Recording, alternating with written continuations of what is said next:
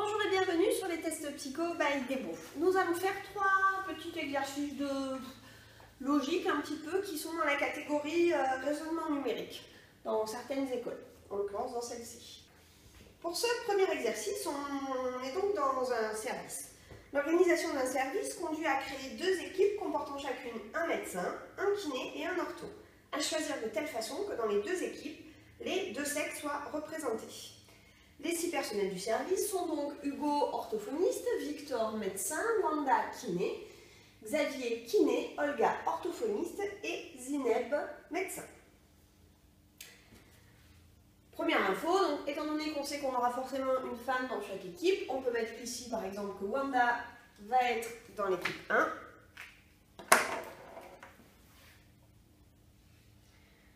Et qu'Olga va être dans l'équipe 2. Ça me laisse de nombreuses compositions possibles pour continuer. On me dit donc de plus qu'une fois les équipes constituées, on consiste que Wanda et Victor ne sont pas dans la même équipe. Donc, s'ils ne sont pas dans la même équipe, ça veut dire que Victor fait partie de l'équipe 2. Étant donné qu'il est médecin, le médecin de l'équipe 1 sera Zineb. Maintenant, je vais chercher le métier qui me manque pour chacune des équipes. Pour l'équipe 1, j'ai un médecin et un kiné. Il me faut donc un ortho. Pour l'équipe 2, ce sera donc Xavier. La question qu'on me pose est laquelle de ces équipes est exacte. Et c'est la composition. Réponse C, Xavier, Victor, Olga. Équipe 2. Voilà pour ce premier exercice.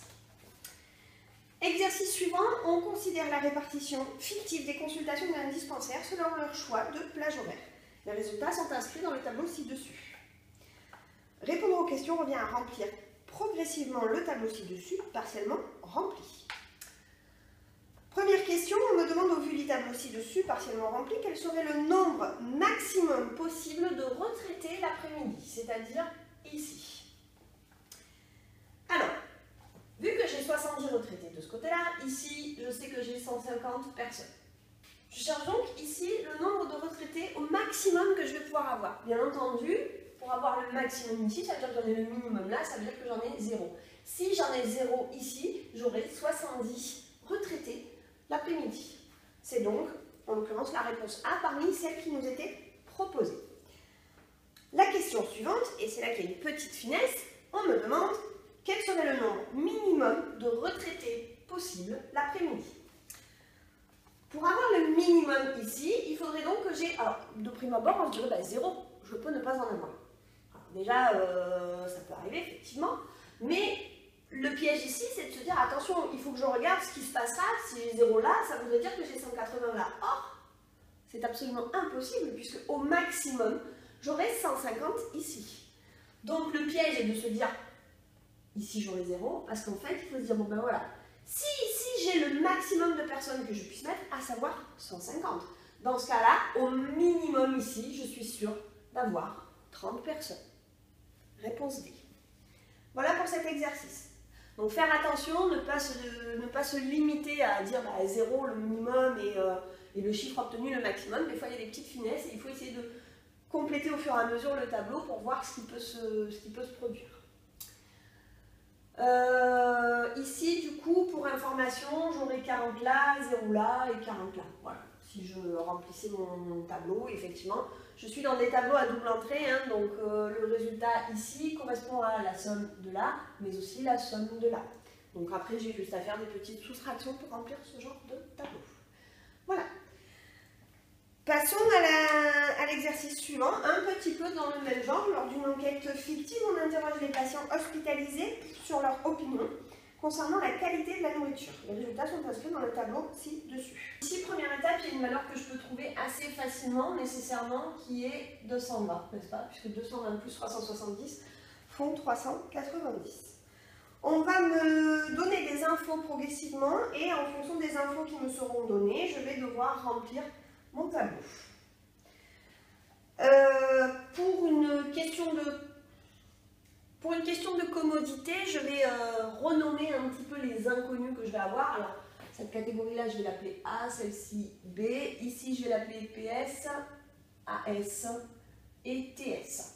Comme ça, je vais pouvoir écrire les informations de manière mathématique pour pouvoir enfin résoudre un système d'équations qui va me permettre de résoudre tout ça. Alors, sachant qu'il y a 20 très satisfaits de plus que de pas satisfaits, ça veut dire, écrit de manière mathématique, que très satisfait, c'est pas satisfait plus 20. Quel est le nombre total de pas satisfaits de l'enquête? Je sais aussi ici que très satisfait plus pas satisfait, attention, je ne suis pas dans les catégories A et B, hein, je suis sur la version totale. Je sais aussi que ça doit me faire un total de 220 aussi, puisque 220 plus 170 font bien 390. À partir de là, je vais remplacer par exemple très satisfait dans cette équation-là, parce que j'ai obtenu sur la première, à savoir 20 plus pas satisfait. J'ai donc 20 plus pas satisfait, ça c'est ça, hein, on est d'accord, je viens de le dire ici, plus pas satisfait, qui est égal à 220. Ce qui me donne pas satisfait plus pas satisfait, 2 pas satisfait. Le 20, je le passe de l'autre côté, ça me fait donc 220 moins 20, soit 200. Et pour finir, pas satisfait est égal à 200 sur 20, soit 100 personnes. Je viens donc de dire qu'ici, j'ai 100. Si j'ai 100 ici, j'ai 120 là, puisque j'ai dit que satisfait plus pas, très satisfait plus pas satisfait faisait 220. 100 plus 120, ça me fait bien 220. Je peux immédiatement ici déduire que j'ai 60 personnes. Je réponds donc à ma première question ici en obtenant que j'ai 100 personnes pas satisfaites. On me donne maintenant une deuxième information, sachant que parmi les très satisfaits, la composition est la suivante. Il y a 2 fois moins de 50 et plus que de 51 et plus. Donc si j'ai 2 fois moins de 50 et plus, ça veut dire que j'ai 2 fois plus de 51 et plus. Ça veut dire que B est donc égal à 2 fois A, puisque j'en ai 2 fois plus. Ensuite, avec le même raisonnement que tout à l'heure, j'ai dit que A plus B est égal à 120. Là, je ne m'occupe que des très satisfaits. Même procédé que tout à l'heure, je vais remplacer mon B par mon 2A, ça va donc me donner 2A plus 2A, pardon, qui est égal à 120, soit 3A qui est égal à 120, soit A qui est égal à 120 divisé par 3, 40. Dans la partie A des très satisfaits, j'ai 40 personnes.